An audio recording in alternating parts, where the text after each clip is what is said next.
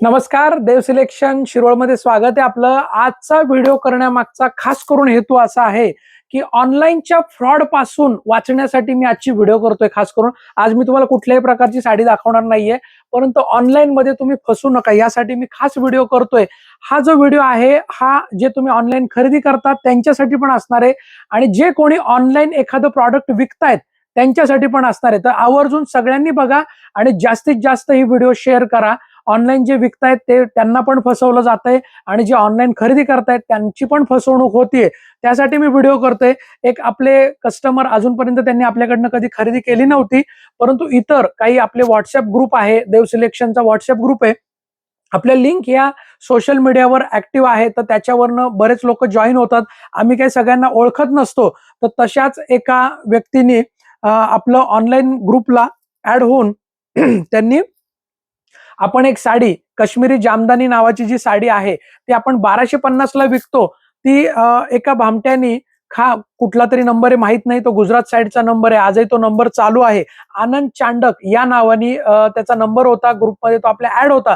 बरेच जण ग्रुपमध्ये ऍड असतात, आम्हालाही माहित नसतं, आम्हालाही अननोन असतात.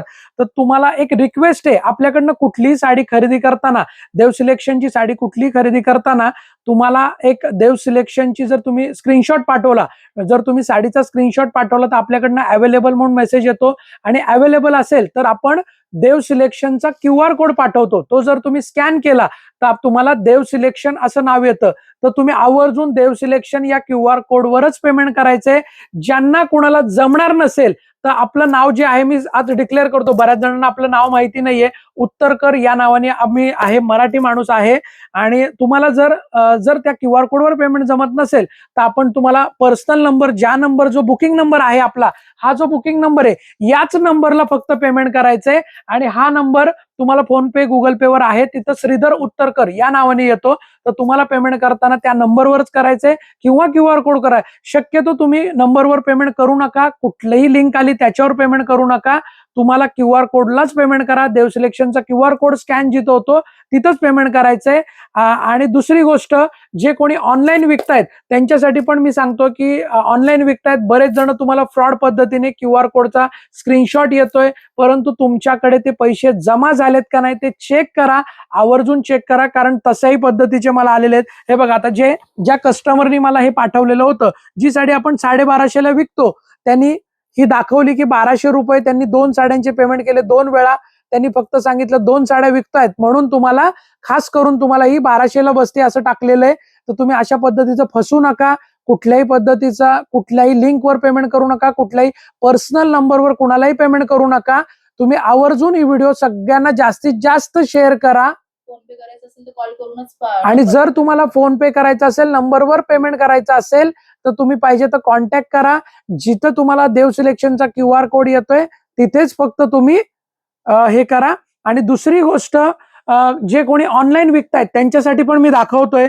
एक मला असं प्रियांका, नुसतं प्रिया एन असं नाव आलेलं आहे. प्रिया एन असं नाव आलेलं आहे.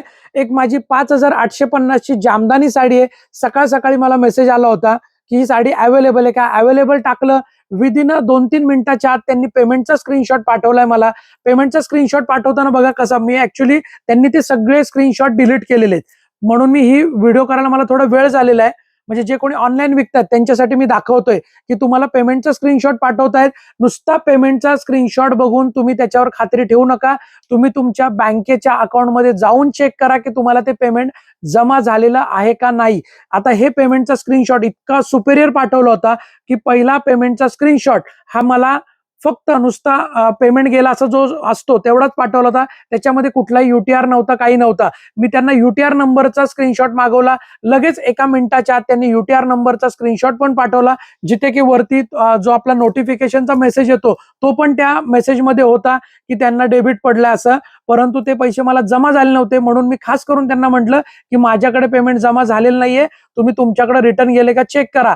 याच्यावर त्यांनी 3 दिवसानंतर मला रिप्लाय दिलाय की मैं चेक करती हूं असं फक्त टाकलेलं आहे आणि त्यांचा काही रिप्लाय आला नाही. आणि 4 दिवसानंतर सगळे मेसेज त्यांनी जेवढे पाठवले होते स्क्रीनशॉट वगैरे ते सगळे डिलीट केलेले आहेत. त्यामुळे जे कोणी ऑनलाईन खरेदी करतायत त्यांनी पण जागरूक राहा आणि जे कोणी ऑनलाईन विकतायत त्यांनी पण जागरूक राहा. ऑनलाईन फसवणूक होती, फसू नका.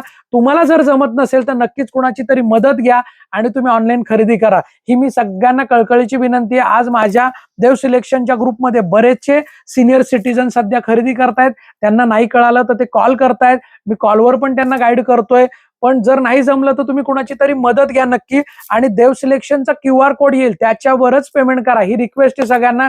उद्या जर तुमचे पैसे कुठे गेले तर त्याला आम्ही जबाबदार नसणार आहे, हे लक्षात ठेवा. मी खास करून ही व्हिडिओ केली. ओके, धन्यवाद. देव सिलेक्शन शिरवळ.